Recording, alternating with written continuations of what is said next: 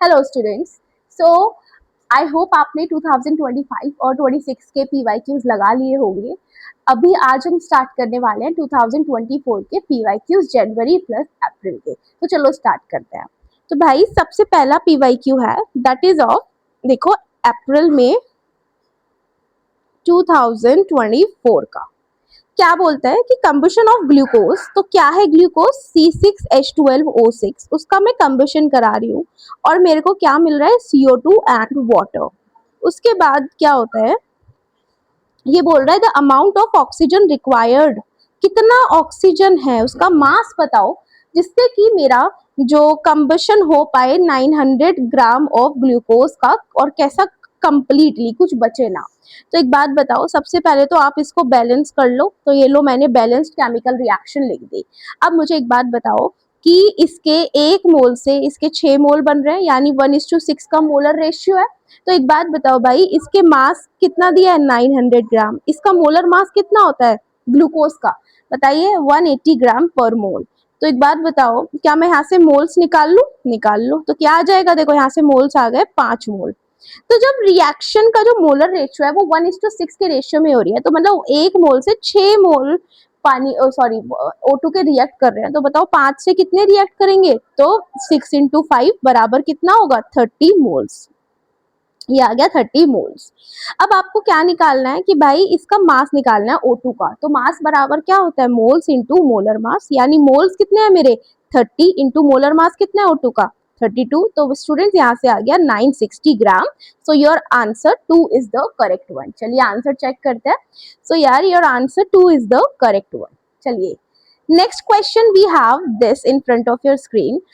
It's saying the number of moles of methane required to produce 11 gram CO2. ठीक है, तो methane होता है CH4 plus O2 gives you, हम CH4 methane का क्या करा रहे हैं कंबशन, तो क्या मिलेगा CO2 प्लस में H2O।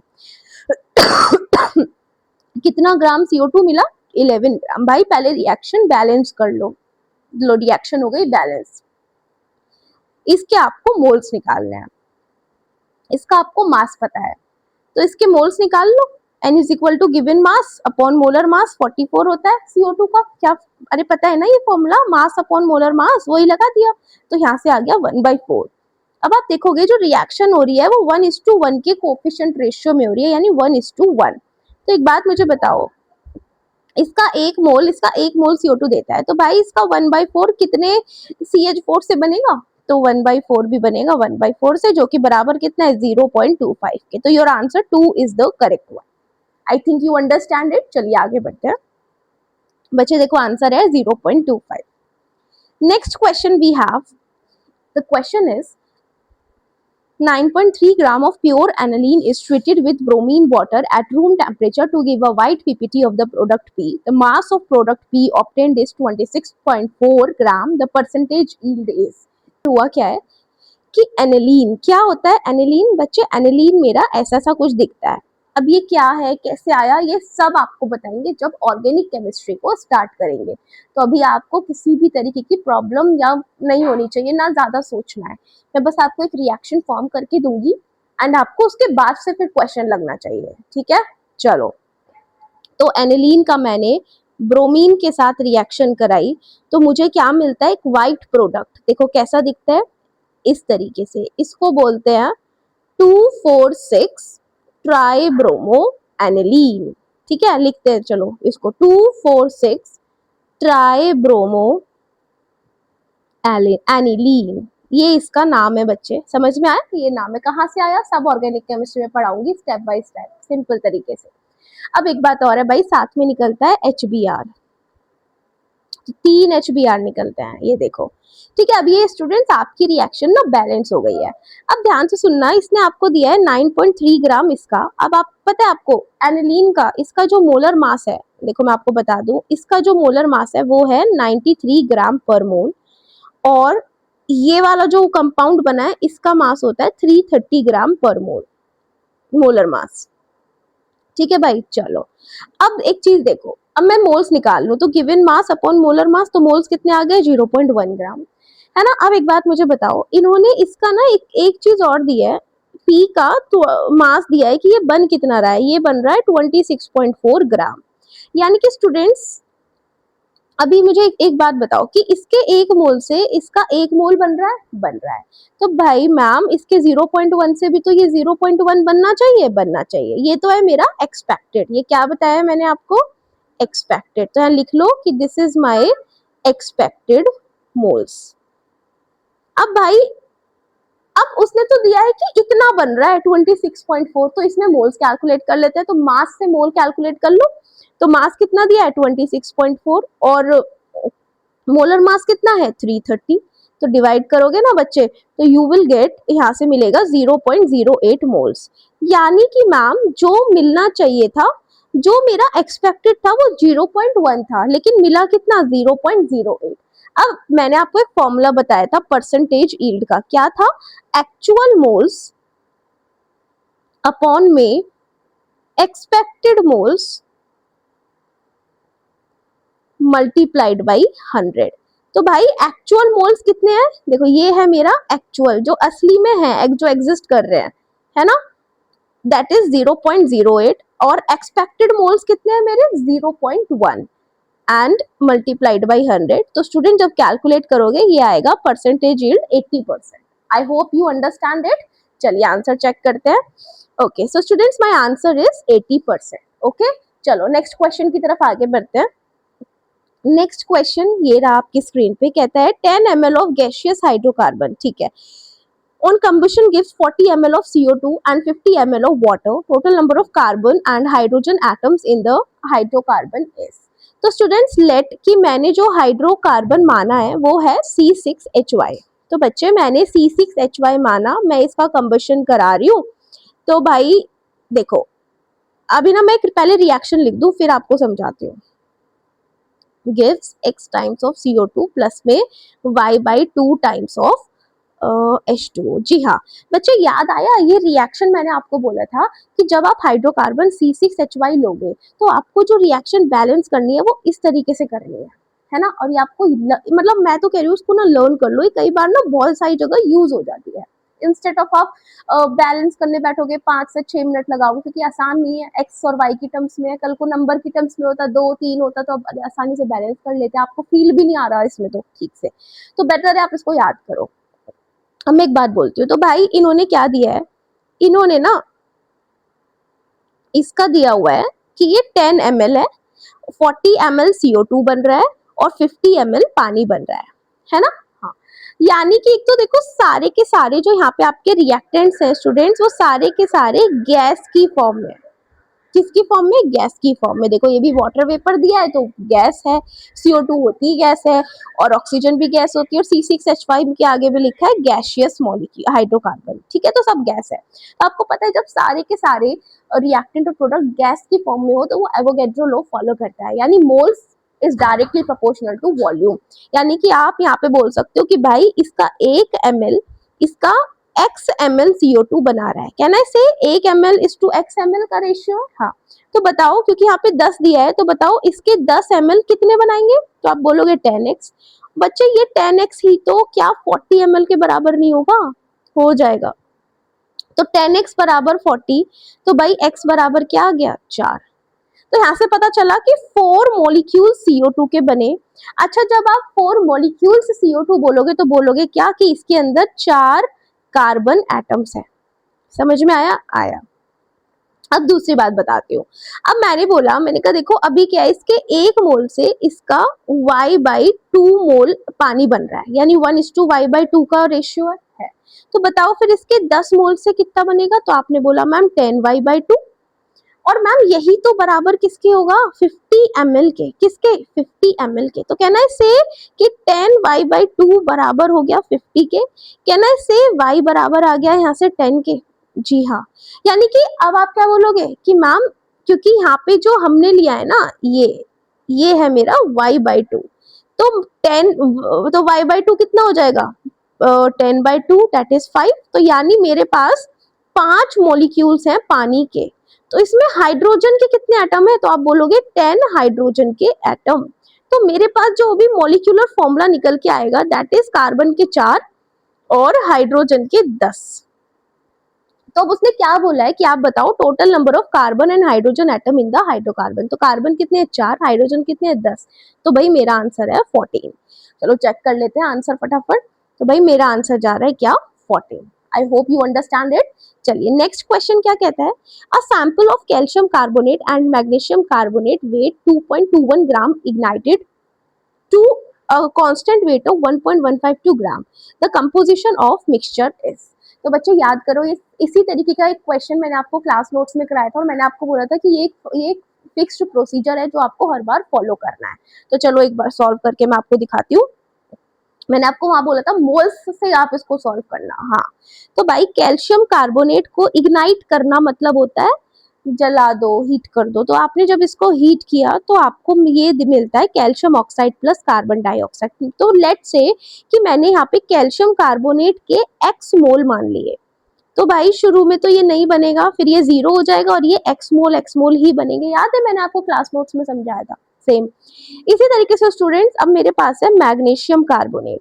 तो मैंने कहा इसको हीट करो मैग्नीशियम कार्बोनेट को, तो ये भी क्या देता है मैग्नीशियम ऑक्साइड प्लस CO2। मैंने बोल दिया भाई इसके मोल्स मान लो कितने y मोल्स। तो शुरू में तो ये दोनों नहीं बनेंगे, फिर ये कंप्लीटली खत्म हो जाएगा और ये भी कितना बन जाएगा y मोल, क्योंकि रिएक्शन देखो 1:1 के स्टोइकियोमेट्री में प्रेजेंट है ना, ये भी 1, सब 1 है।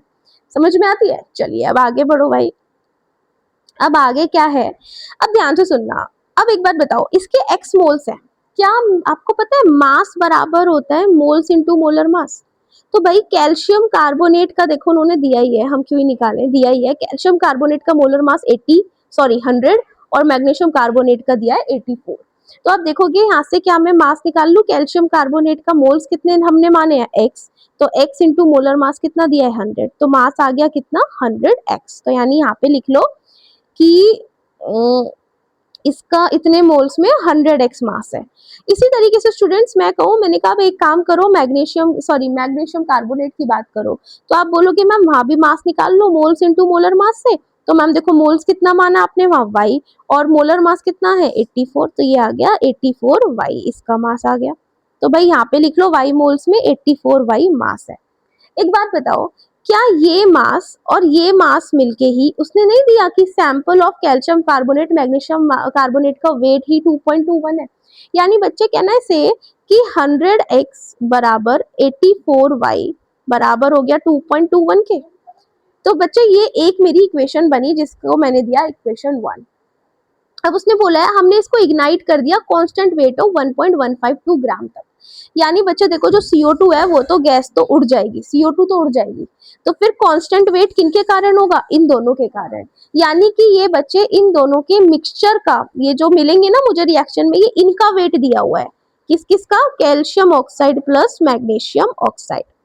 अब एक बात बताओ, इसी तरीके से बच्चे क्या मैं निकाल लू यहाँ पे x, इसके मोल्स दिए है ना ये x मोल, तो यहाँ से मास निकाल लो। कैल्शियम ऑक्साइड का मास कैसे निकालोगे, मोल्स इनटू मोलर मास से। तो स्टूडेंट्स मोल कितना आया जो मैंने माना है x, मोलर मास कितना होता है कैल्शियम ऑक्साइड का, बताओ जल्दी से। कैल्शियम ऑक्साइड का मोलर मास, कैल्शियम का 40, ऑक्सीजन का होता है 16, तो ये आ गया आपका 56 ग्राम पर मोल। तो भाई ये आ गया 56, तो यहाँ से आ गया आपका 56x, तो इसका तो आ गया 56x। अब मैग्नीशियम ऑक्साइड की बात कर लो, तो इसके लिए मास कैसे निकालोगे, मोल्स इनटू मोलर मास कर दो। तो भाई मोल्स कितने माने मैंने इसके, देखो y, तो y और इसका मोलर मास, तो मैग्नीशियम ऑक्साइड का मोलर मास कितना होता है बताओ, मैग्नीशियम का होता है 24, ऑक्सीजन का होता है 16, तो ये आ गया आपका 40 ग्राम पर मोल। ठीक है, तो 40 से मल्टीप्लाई कर दो, तो बच्चे ये आ गया 41। क्लियर है। हाँ, अब एक बात बताओ, थोड़ा सा नीचे चलते हैं।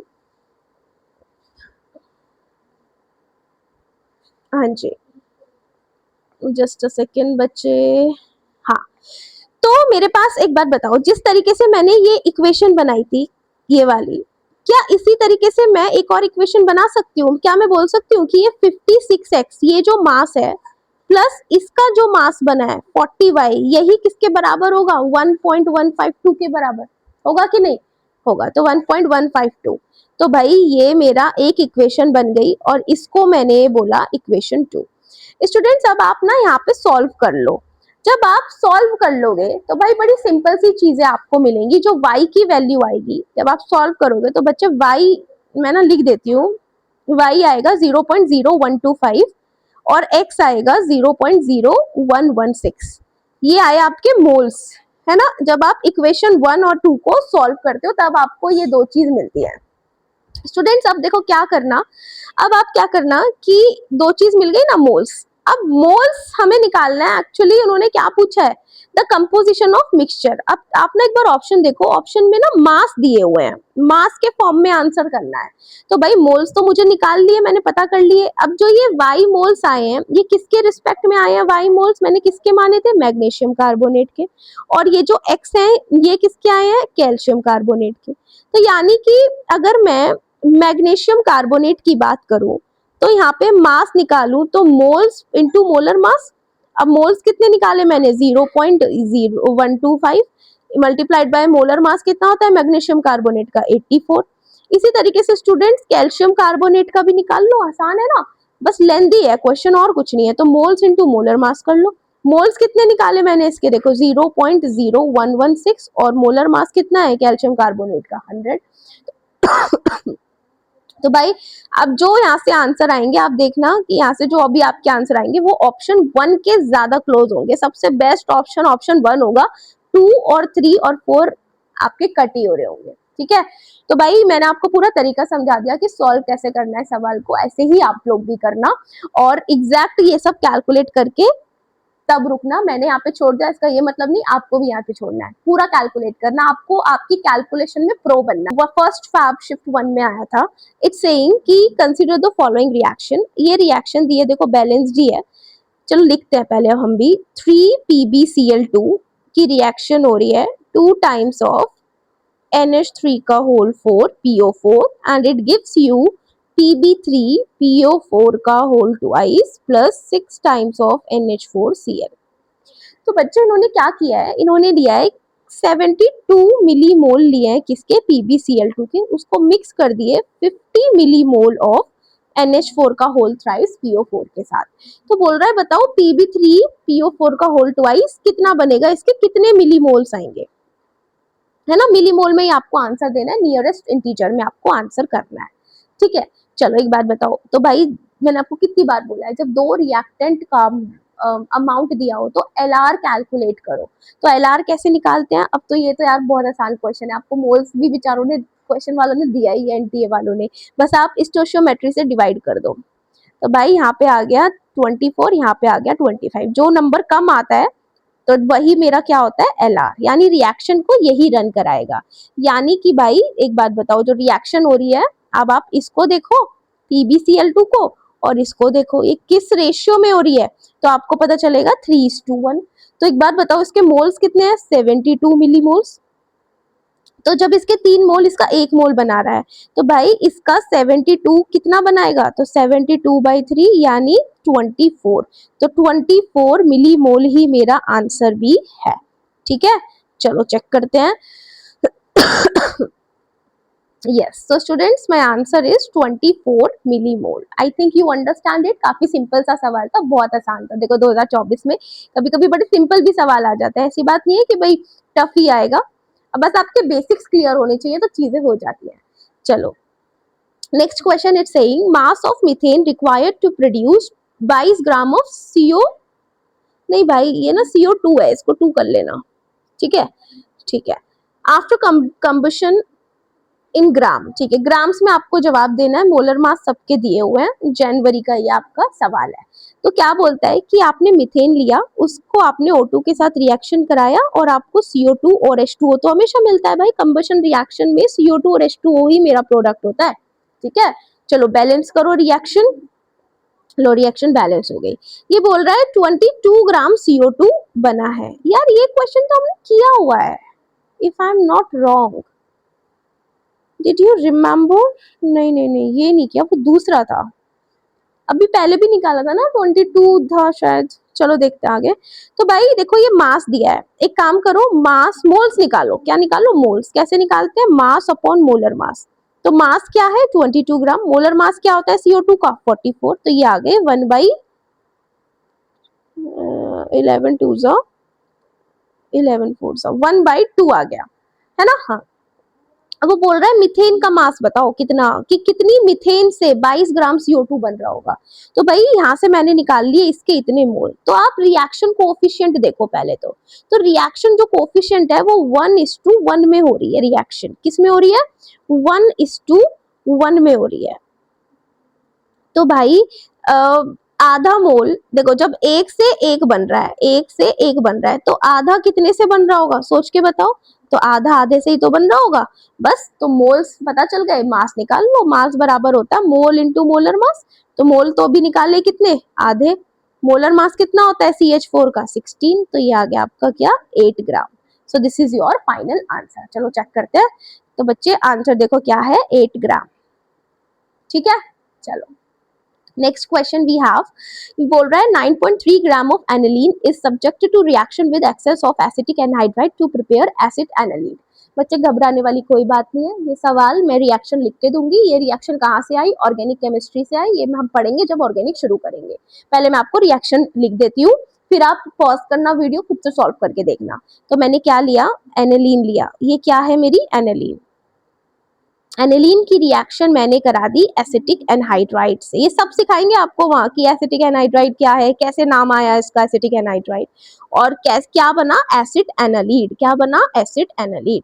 तो बच्चे यहाँ पे बनता है आपका NH double bond O CH3 acetanilide, साथ में निकल जाता है CH3COOH कार्बोक्सिलिक एसिड। जी हाँ, ये एक बैलेंस्ड रिएक्शन है स्टूडेंट्स। अब आप ध्यान से सुनो, इसका आपको 9.3 ग्राम दिया है ना। हाँ, पहले क्वेश्चन कंप्लीट करते हैं। बोल रहा है कि the mass of acetanilide produced if the reaction का यील्ड जो है 100% है। तो आप ना मास बताओ, मास बताओ किस फॉर्म में, 10 की पावर -1 ग्राम की फॉर्म में। तो आपको ये क्या है मैम? एसिड एनालीड है बच्चे। ये क्या है? एसिड एनालीड।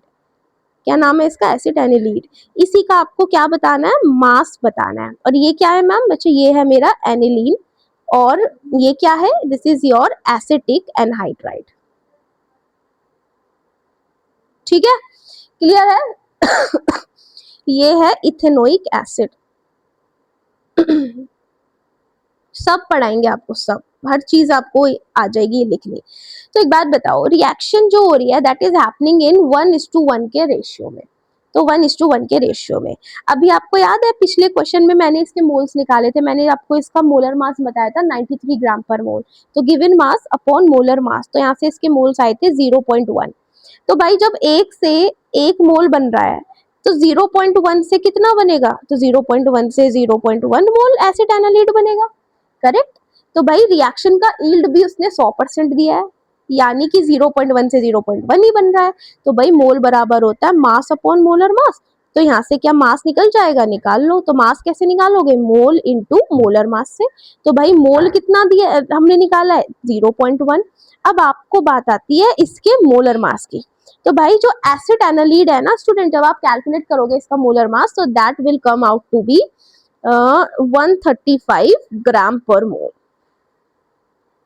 तो जब आप इसको मल्टीप्लाई करोगे यू विल गेट 13.5 ग्राम जो है आपका मास है। लेकिन याद करो कि उसने हमसे आंसर 10 की पावर -1 की फॉर्म में पूछा है। तो क्या मैं इसको 13135 इंटू 10 की पावर -1 ग्राम में ही आंसर नहीं दे दूं? स्टूडेंट्स, एक क्वेश्चन आया है चैन में, ये कहता है कि आपने 1 मोल लेड सल्फाइड लिया है। ठीक है, लिया है। चलो पहले मैं आपको समझाती हूँ, क्वेश्चन पढ़ते हैं। 1 mole lead sulphide is oxidised by x moles of O3 to get y moles of O2, तो x प्लस y बताना है। तो बच्चे ये रिएक्शन ना थोड़ी सी ना, देखो आपकी एनसीईआरटी में तो कहीं भी मेंशन नहीं है ना। बस एनसीईआरटी वालों ने इतना मेंशन किया है कि जब ये मतलब O3 का क्या काम है, ये भी आपको पी ब्लॉक एक चैप्टर है वहां पे पढ़ाते हैं कि जो O3 होता है ये वेरी स्ट्रॉन्ग ऑक्सीडाइजिंग एजेंट होता है, और ये ऑक्सीडाइज करता है। कैसे करता है? देखो O3 जो है वो O2 और नेसेंट ऑक्सीजन देता है।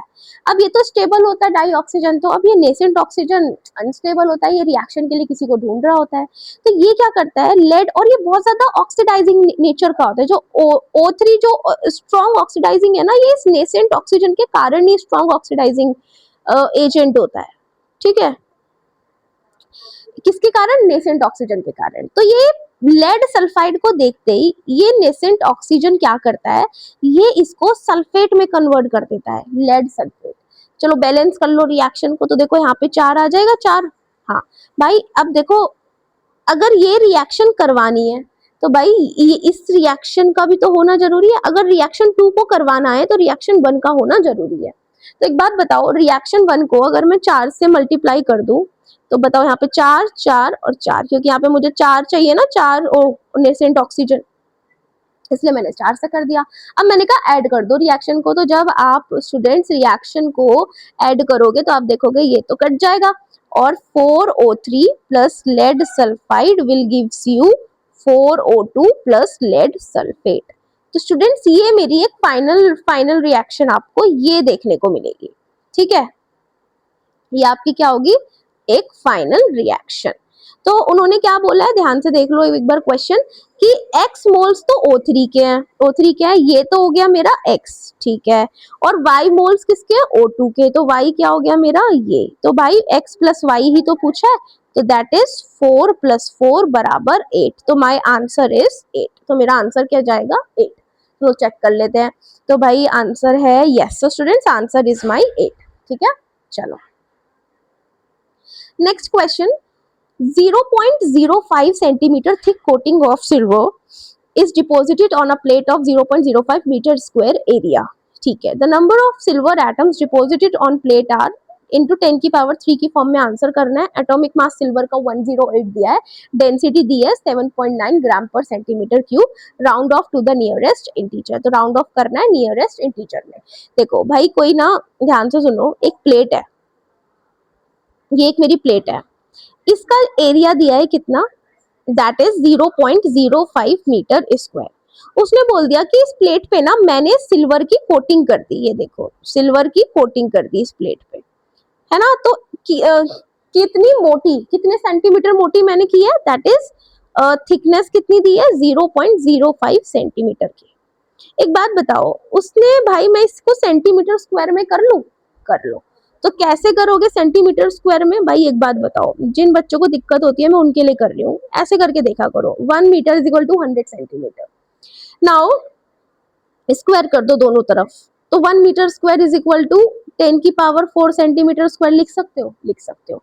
मैंने बोला आपको इसको करना है 0.05 मीटर स्क्वायर को सेंटीमीटर में स्क्वायर में कन्वर्ट करना है, तो आप कैसे बोलोगे, आप बोलोगे 0.05 इंटू 10 की पावर 4 सेंटीमीटर स्क्वायर, तो भी कन्वर्ट हो गया, ठीक है। चलो अब इसको हटा देते हैं। हाँ तो भाई एरिया मेरा फाइनल क्या आ गया, 0.05 इंटू 10 की पावर 4 सेंटीमीटर स्क्वायर। भाई एरिया भी है, थिकनेस भी है, क्या यहाँ से वॉल्यूम निकल जाएगा, निकाल लो। कैसे निकालोगे वॉल्यूम, क्या वॉल्यूम कैसे निकालते हैं, एरिया इंटू थिकनेस से, तो भाई ये आ जाएगा, एरिया कितना है 0.05 इंटू 10 की power 4 centimetre square multiplied by thickness 0.05 centimetre. तो यहाँ से आप देखोगे 25 सेंटीमीटर स्क्वायर आपका क्या आ गया, सॉरी स्क्वायर नहीं क्यूब, 25 सेंटीमीटर क्यूब क्या आ गया आपका वॉल्यूम।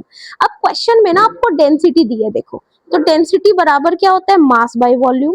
तो एक बात बताओ, क्या मैं यहाँ से मास निकाल लूं, मास मास क्यों निकालना है, वॉल्यूम और डेंसिटी, हाँ निकाल लो, और क्या निकाल लो, यस। तो मास बराबर आ जाएगा डेंसिटी इंटू वॉल्यूम। तो भाई डेंसिटी क्या है 7.9 ग्राम पर सेंटीमीटर क्यूब, और वॉल्यूम क्या दिया है 25 सेंटीमीटर क्यूब। तो देखो क्यूब से तो क्यूब गया, और बचा आपके पास 7.9 इंटू 25 ग्राम्स आ गया मास। क्लियर है, क्लियर है। आपको निकालना क्या है, नंबर ऑफ सिल्वर एटम्स।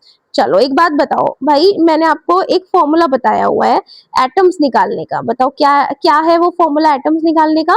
मैंने बोला कि आप क्या करो, मोल्स को मल्टीप्लाई करो Na से, एवोगैड्रोस नंबर से, और उसको मल्टीप्लाई करो एटॉमिसिटी से। तो भाई सिल्वर की उन्होंने कोई एटॉमिसिटी बताई नहीं कि कितने एटम है, तो हम तो इसको मान लेंगे 1। अब मोल्स अपन निकाल सकते हैं, गिवन मास अपॉन मोलर मास, यही तो निकालते हो मोल्स इनटू Na। तो भाई गिवन मास कितना है, ये अभी हमने निकाला है 7.9 इंटू 25। एन ए क्या है 6.022 इंटू 10 की पावर 23। स्टूडेंट्स जब आप इसको सॉल्व करोगे तो आपको मिलेगा लगभग 11.01 इंटू 10 की पावर 23। तो मुझे आंसर करना है 10 की पावर 23 में, तो मेरा आंसर जो जाएगा वो जाएगा 11। ठीक है, तो 11 इज माई आंसर। चलो चेक कर लेते हैं। yes, so my answer is 11। ठीक है, I hope student you understand it। और हमने mission PYQ some basic concepts of chemistry complete कर लिया है। तो प्लीज यार 2026, 25 एंड 24 तीनों लगा लेना। काफी सारे क्वेश्चन है, लगभग 50 to 55 क्वेश्चन आपको यहीं से मिल जाएंगे। इनको बार बार रिवाइज करो, इनको तरीका समझाओ कि मैम ने किस तरीके से समझाया। ठीक है, चलो थैंक यू सो